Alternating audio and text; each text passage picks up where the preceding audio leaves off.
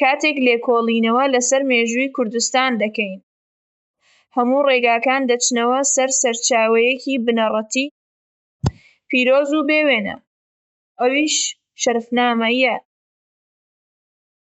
نووسەری ئەم بەرهەمە بە نرخە. شەرەفخانی بەدلیسیە کە لە سەدەی 16هەمدا ژیاوە. ئەو تەنیا میر و فەرماندەیەکی سەربازی نەبوو، بەڵکو لە هەمان کاتدا زانایەکی گەورە و مێژوونووسێکی فرەڕەهەند بوو کە بنەمای هۆشیاریی مێژوویی کوردی داڕشت. بە بێکار و ماندووبوونی ئەو، ئەمڕۆ بەشێکی زۆری ڕابردووی میرنشینە کوردیەکان لەناو تاریکی ونبووندا دەمایەوە. ژیان و پەروەردە لە ناوەندی دوو ئیمپراتۆریەتدا. شەرەفخان لە 25 شوباتی ساڵی 1543 دا لە ناوچەی کاروز لە نزیک قوم لە ئێرانی ئەمڕۆ لەدایک بوو. بنەماڵەکەی لە میرانی میرنشینی بەدلیس بوون کە یەکێک بوو لە میرنشینە هەرە کاریگەرەکانی کوردستان، بەڵام بەهۆی ململانێ سیاسییەکانی نێوان عوسمانیەکان و سەفەویەکان، باوکی شەمسەددین خان ناچار بوو کۆچ بکات بۆ ئێران و پەنا بەرێتە بەرسایی شای سەفەوی.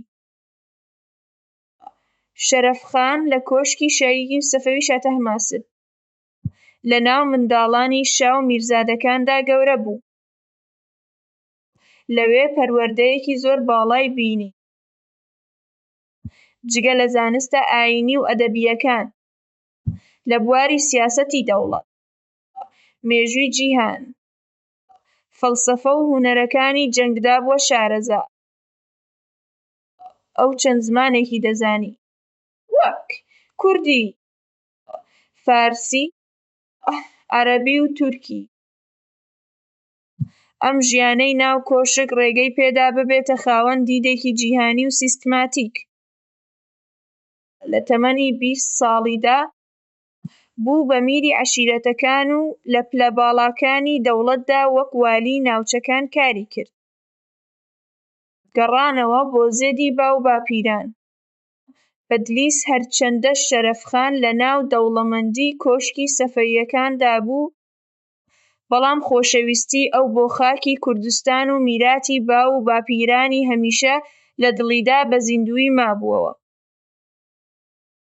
لە ساڵی 1578 دا کاتێک شەڕی نێوان عوسمانی و سەفەویەکان توند بوو، شەرەفخان بڕیاری دا چارەنووسی خۆی بگۆڕێت. ئەو گەڕایەوە بۆ کوردستان و لەگەڵ سوڵتانی عوسمانی مورادی سێیەم پەیمانێکی بەست. سوڵتان میرنشینی بەدلیسی دووبارە ڕادەستی کردەوە. شەرەفخان زیاتر لە 20 ساڵ بە دادپەروەری و ژیری میرایەتی کرد و بەدلیسی کردە ناوەندێکی گەورەی کولتور و زانست. لە ساڵی 1596 دا دەسەڵاتی دا بە کوڕەکەی و خۆی بۆ نووسینەوەی کتێبە مێژوویەکەی تەرخان کرد. شەرەفنامە، ئینسایکلۆپیدیای نەتەوەی کوردان. شەرەفخان لە ساڵی 1597 دا شاکارەکەی خۆی بە ناوی شەرەفنامە بە زمانی فارسی، کە زمانی ئەدەبی و زانستی ئەو سەردەمە بوو، تەواو کرد. ئەم کتێبە تەنیا مێژوو نییە، بەڵکو لە هەمان کاتدا نەخشە و ناسنامەی گەلی کوردە. شەرەفخان کتێبەکەی بە شێوەیەکی سیستماتیک دابەشی 4 بەش کردووە. بەشی یەکەم لەسەر میرە گەورەکان، ئەو خێزان و میرنشینانەی کە خاوەن سەروەری تەواو بوون. ناویان لە خوتبەدا دەخوێندرایەوە و هەندێک جار بە ناوی خۆیانەوە دراویان چاپ دەکرد. بەشی دووەم لەسەر میرە مامناوەندەکان، ئەو میرنشینانەی هەرچەندە سەربەخۆ بوون، بەڵام هەندێک جار سەر بە هێزە گەورەکان بوون. بەشی سێیەم لەسەر میر و سەرۆک عەشیرەتەکان و میرانی ناوچە بچووکەکان.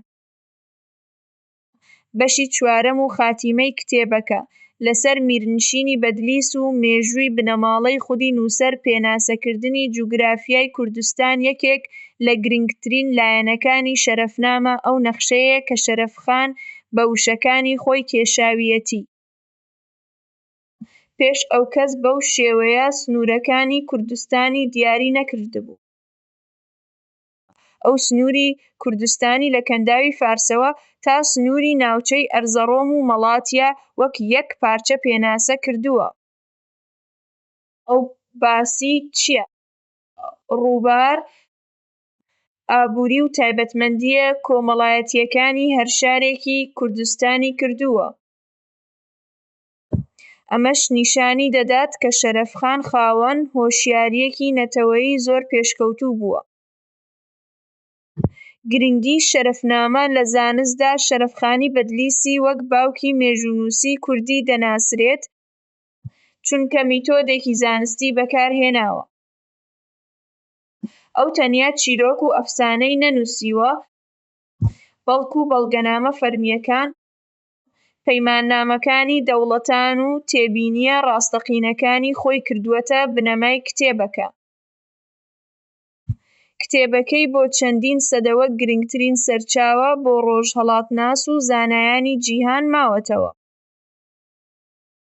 شەرەفنامە لە سەدەی 19هەمدا لەلایەن کوردناسی بەناوبانگی ڕووسی ڤلادیمیر زێرنۆڤ لە ساڵانی 1862 دا لە سانت پترزبۆرگ لە 2 بەرگدا چاپکرا. دواتر بۆ زمانەکانی فەرەنسی، عەرەبی، تورکی و کوردی هەم کورمانجی و هەم سۆرانی وەرگێڕدرا. ئەگەر ئەمڕۆ بزانین میرنشینی بۆتان یان بەهدینان چۆن دامەزراون، ئەوە بەفەزڵی پێنووسەکەی شەرەفخانە. میراتی شەرەفخان و پەیام بۆ نەوەی نوێ شەرەفخانی بەدلیسی لە دەوروبەری ساڵی 1604 دا لە بەدلیس کۆچی دوایی کرد. ڕێکەوتی تەواوی مردنی دیار نییە، بەڵام مێژوونووسان هاوڕان کە ئەو دوای ساڵی 1599 دا لە نووسین کشاوەتەوە و زۆر لەوە زیاتر لە ژیاندا نەماوە. لە گۆڕستانی بنەماڵەکەی خۆی لە نزیک مەدرەسەی ئیخلاسیە بە خاک سپێردرا. ژیانی ئەو سێوانەی گرنگی بۆ ئێمە تێدایە. یەکەم، زانست و دەسەڵات. شەرەفخان نیشانیدا کە فەرماندەیەکی سەرکەوتوو دەبێت لە هەمان کاتدا کەسێکی زانا و کتێبپەروەر بێت. دووەم، پاراستنی ناسنامە. هەرچەندە ئەو لە کۆشکی بێگانەدا سەفەویەکان ژیانێکی زۆر خۆشی هەبوو، بەڵام ناسنامەی کوردی خۆی لەبیر نەکرد و گەڕایەوە بۆ خزمەتی گەلەکەی.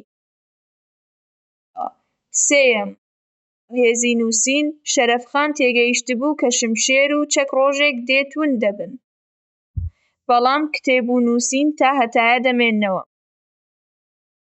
بۆ قوتابیانی زمانی کوردی، تێگەیشتن لە شەرەفخانی بەدلیسی هەنگاوێکی گەورەیە بەرەو ناسینی ڕەگ و ڕیشەی مێژووی کوردستان.